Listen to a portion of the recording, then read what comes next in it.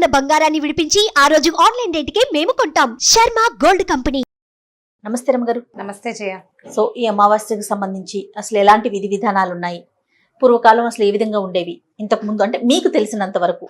గ్రహణం వస్తే ఏమిటి పచ్చళ్ళు, ఉప్పు, ఊరగాయలు వాటన్నిటి మీద దర్భలు వేసుకునేవాళ్ళు. తర్వాత ఏమో గ్రహణ కాలంలో జపం చేసుకునేవాళ్ళు, తర్పణాలు విడిచేవాళ్ళు, పట్టు స్నానం, విడుపు స్నానం చేసేవాళ్ళు. తొందరగా అంటే గ్రహణం వేళకి ముందే ఆహారం అరిగిపోవాలనేది సాధారణ నియమం, ఎవరైనా చేసేదే. మధ్యాహ్నపు వంట పొద్దున్న చేసి పెట్టుకోకూడదు. పొద్దున్నే ఏదైనా బ్రేక్ఫాస్ట్ చేసుకుని తినడం. ఉండగలిగే వాళ్ళు ఉంటారు, లేని వాళ్ళు ఏ రాగి మాల్టో తాగి ఏదైనా ఒక గ్లాస్ పాలు తాగి కాస్త ఏదైనా తిని ఆగుతారు. అక్కడి నుంచి గ్రహణం మొదలయ్యేసరికల్లా పట్టు స్నానం చేస్తారు. స్నానం చేసి జపం చేసుకోగలిగిన వాళ్ళు, మంత్రోపదేశం ఉన్న వాళ్ళు కనుక ఉంటే, మామూలు సాధారణంగా స్తోత్రాలు చదువుకోవడం, విష్ణు సహస్రనామ చదువుతాం, లలితా సహస్రం, అవన్నీ ఎవరిష్టం వాళ్ళది. కానీ ఉపదేశం అయిన వాళ్ళు, గాయత్రి ఉపదేశం ఉన్న వాళ్ళు, లేదా మంత్రోపదేశాలు ఉంటాయి కదా, ఆ మంత్రాన్నే జపం చేసుకుంటే విశేషమైన ఫలితం లభిస్తుంది గ్రహణ కాలంలో అని చెప్తారు. మంత్రం జపం చేసుకోవటం, తర్వాత విడిపు అయిన తర్వాత 2 గంటలకి మళ్ళీ స్నానాలు చేసి అప్పుడు వంట మొదలు పెట్టుకుని వంట చేసుకుని భోజనం చేయటం. దేవాలయాలు పొద్దున మూసేస్తారు కదా, సాయంకాలం దేవాలయ దర్శనానికి వెళ్ళి రావచ్చు. ఆ సాయంత్రం ఈ 2 గంటల తర్వాత స్నానం చేసి వంట చేసుకుంటాం కదా, దేవుడికి ఏదైనా బెల్లంతో పరమాన్నం లాంటిది వండి భగవంతుడికి నైవేద్యం పెట్టుకోవచ్చు, మన ఇంట్లో పద్ధతులను బట్టి. ఇప్పుడు ఇవన్నీ ఎవరి విధానాలు వాళ్ళవి. ఈ గ్రహణ కాలంలో దానాలు చేయాలని చెప్తారు, రకరకాల దానాలు. ఆవుకి దానం చేయటం, సూర్యుడికి గోధుమలు చెప్తారు నవగ్రహాల్లో, ఒక్కొక్క గ్రహానికి ఒక్కొక్క ధాన్యం చెప్తారు. అవునండి. అందుకని పొద్దున గోధుమ పాయసం చేసి మనం నైవేద్యం పెట్టుకుని బ్రేక్ఫాస్ట్ చేసుకోవచ్చు. లేదా గోధుమ పిండితోటి చపాతీలు చేసి ఆవులకి పెట్టచ్చు. ఇది ఒక దానం పద్ధతి, దాన ప్రక్రియ. అయితే కొన్ని నక్షత్రాల వాళ్ళకి స్పెషల్గా ఈ పర్టికులర్ గ్రహణం ఇబ్బంది అని చెప్తున్నారు.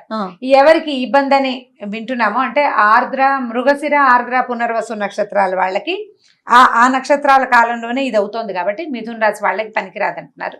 ఈ పర్టికులర్ రాశి, ఈ పర్టికులర్ నక్షత్రం వాళ్ళు గ్రహణాన్ని చూడకుండా ఉంటే మంచిది. మనకి ఎలాగూ కనపడుతుంది. దీనికి ఏదో చూడామణి గ్రహణం అని పేరు కూడా చక్కగా బాగుంది. చూడామణి మంచి పేరు పెట్టారు.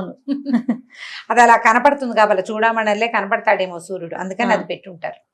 ఇప్పుడు వీళ్ళు ముగ్గురు పట్టు విడుపు స్నానాలు చేసి ఈ మధ్యలో ఈ నక్షత్ర జాతకులు ఎవరైతే ఉన్నారో ఆ నక్షత్రం కలిగిన వాళ్ళు జపం చేసుకుంటే వాళ్ళ దాని మీద దీని తాలూకు ప్రభావం లేకుండా ఉంటుంది. కొంత తప్పించుకోగలుగుతారు, మొత్తం అంతా పోతుందని చెప్పలేము, కొంత మటుకు తప్పించుకునే అవకాశం ఉంటుంది. ఇది ఒక పాయింట్. ఇక అక్కడి నుంచి పెద్దవాళ్ళు, పిల్లలు కూడా పొద్దున్న 8 గంటలకి తినేస్తే కొంచెం బాగుంటుంది. అన్నం అరిగిపోతుంది. పిల్లల్ని అన్ని గంటలు ఆపలేమంటే 9:30 వరకు కూడా పర్వాలేదుట. పిల్లల ఆహారం ఎంత, వాళ్ళ పసిపిల్లలకి పెట్టకుండా ఎలా కుదురుతుంది? వాడు 9:30 కూడా పిల్లలకి పాలు ఇవ్వచ్చు, ఏం పర్వాలేదు.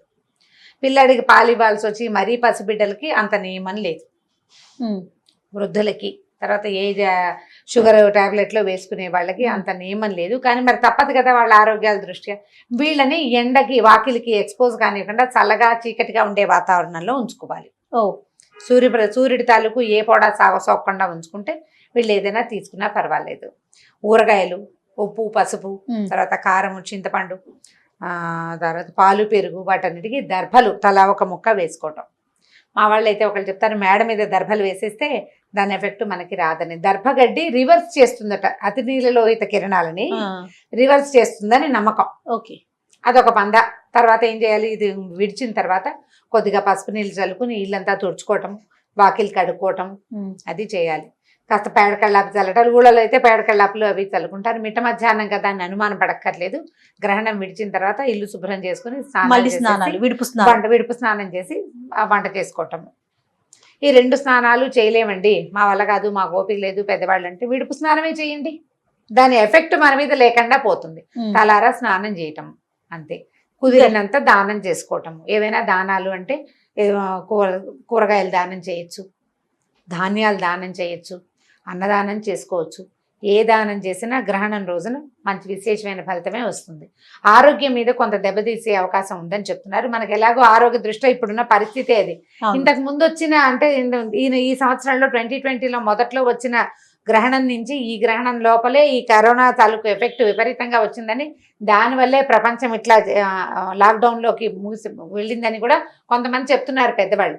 నాకంత విశేషంగా వాటి గురించి తెలియదు. సాధారణమైన విషయాలే మనం చెప్తున్నాము, మాట్లాడుకుంటున్నాం కాబట్టి ఈ మాటలు చెప్తున్నాను. కానీ ఇవి అందరూ చెప్పేవి. ప్రధానంగా ఏంటంటే ఇవి లోక సహజంగా అందరూ ఆచరించే సామాన్యమైన విషయాలు. ఇవి ఉందా లేదా ఇలాంటివి లేవని మీరు వాదించడం వల్ల వచ్చే ప్రయోజనం లేదు. ఏం పోయింది? స్నానం 2ంటికి చేస్తే కొంప మునక ఏం లేదు, చేసేయండి. నాకు నమ్మకం లేదు, నేను చేయను. నువ్వు ఒకటివి మానే, మిగిలిన వాళ్ళని ప్రభావితం చేయడం మానేసి అంతే. స్నానం చేయాల్సిందేనని నమ్మకం ఉన్నవాళ్ళు హాయిగా చేసుకోండి. నేను చచ్చినా చేయను, ఏమవుతుందో చూస్తాననేవాడు ఎవరి బాధ వాళ్ళు పడాల్సిందే, అంతే.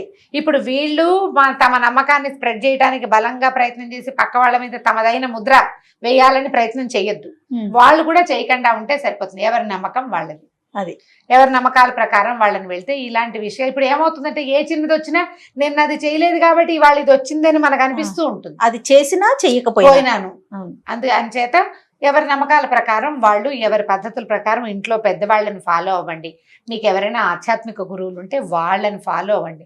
లేదా పర్టికులర్గా ఒక ఛానల్ని ఫాలో అవుతున్నాం, వాళ్ళు చెప్పారు మంచిదని చెప్పారు, చెయ్యండి.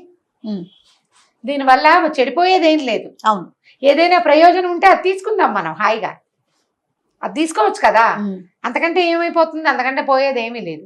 కాబట్టి దీన్ని పాటించండి. ఇప్పుడు ఎలాగో మనం బయట తిరగట్లేదు కాబట్టి సముద్రాలకి వాటికి వెళ్ళకూడదు. అవును, వెళ్ళలేదు కాబట్టి వెళ్ళరనే అనుకుంటున్నాము. సముద్రాలకు మామూలుగానే పౌర్ణమి అమావాస్యల్లో ఆటుపోట్లు ఎక్కువగా ఉంటాయి అంటారు. మామూలుగా గ్రహణ స్నానాలు సముద్ర స్నానం చేయాలని, గ్రహణ కాలంలో సముద్ర తీరంలో లేదా నదీ తీరంలోనూ జపం చేస్తే విశేషమైన ఫలితం ఉంటుందని పెద్దవాళ్ళు చెప్తారు. అదైతే ఉన్నది. ఇప్పుడు సమయం బాగుండలేదు కాబట్టి అలాంటి ప్రయత్నాలు చేయకండి. ఎక్కడున్న వాళ్ళు అక్కడే ఇంట్లో ఇదే గంగా గోదావరిగా భావించి మన ట్యాప్లో నీళ్ళతోటే స్నానం చేసి భావనే కదా. అంతేగా మరి. కానీ ఆటుపోట్లు ఎక్కువగా ఉంటాయి కదా రమ్మగారు, అయినా కూడా చేయమంటారా? అయినా కూడా గ్రహణ వేళల్లో, గ్రహణ కాలంలో సముద్ర స్నానం, ఒక్క స్నానం ఎంత లోపలికి వెళ్ళిపోయి ఏం చెయ్యరు. సముద్ర తీరంలో చేసిన జపానికి కూడా విశేషమైన ఫలితం ఉంటుందని చెప్తారు. అదే మంత్రోపదేశాలు అవి కూడా తీసుకుంటారు. అలాంటివి కూడా ఉంది, ఆ పద్ధతి అయితే ఉంది. ఇప్పుడు సమయం అది కాదు కాబట్టి జాగ్రత్తగా ఎవరి ఇళ్లలో వాళ్ళు, ఎక్కడున్న వాళ్ళు అక్కడుండి దేవాలయానికి, ఇప్పుడు ఎలాగూ ఆనాటికి దేవాలయాలు తెరవబడతాయి, ఇవాళ నుంచే స్టార్ట్ అయిపోతున్నాయి కదా. సో అప్పటికి దైవ దర్శనం చేసుకునే అవకాశం ఉంది కాబట్టి ఇప్పుడు నిబంధనలు పాటిస్తూ ఎవరి జాగ్రత్త, ఏం చేస్తే ఏమంటుకుంటుందో అని ఒళ్ళు దగ్గర పెట్టుకుని దేవాలయ దర్శనం కూడా చేసుకోండి. దేవాలయ దర్శనం మన కోసమే కాదండి, మన జాగ్రత్తలు ఇతరుల కోసం కూడా. ప్రపంచానికి మేలు చేస్తున్నామన్న భావనతోటి జపము చేస్తాము, అలాగే దేవాలయ దర్శనం కూడా జాగ్రత్తగా నిబంధనలతోటి దేవాలయ దర్శనం చేసుకోవచ్చు. వెళ్ళగలిగిన వాళ్ళు దర్శనం చేసుకోండి. అందరూ మూకమ్మడిగా వెళ్ళిపోకుండా ఉండటమే మంచిది.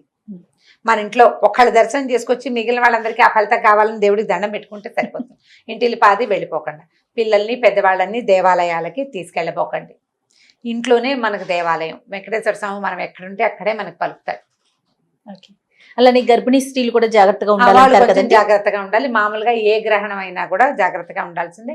గర్భిణీ స్త్రీలు కూడా 8 లోపలే బ్రేక్ఫాస్ట్, కాలకృత్యాదులు అవి ముగించేసుకుని కదలకుండా చీకటిగా ఉండే గదిలో పడుకోండి. హాయిగా రెస్ట్ తీసుకోండి. ఎక్కువ ఏమైపోతుందో అని ఆలోచించద్దు, పాజిటివ్ గా ఉండండి. ఏదైనా శ్లోకమో స్తోత్రమో వస్తే అది చదువుకోండి. నిద్ర పడితే హాయిగా నిద్రపోండి, హాయిగా నిద్రపోండి.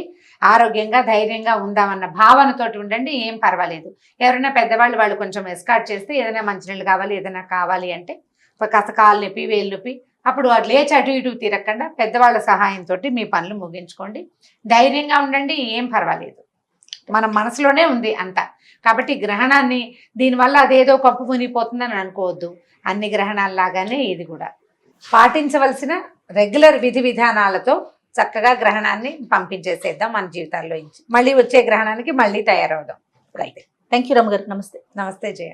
సుమన్ టీవీలో మీ పర్సనల్ అండ్ బిజినెస్ ప్రమోషన్స్ కోసం కింది నెంబర్కి కాంటాక్ట్ చేయండి.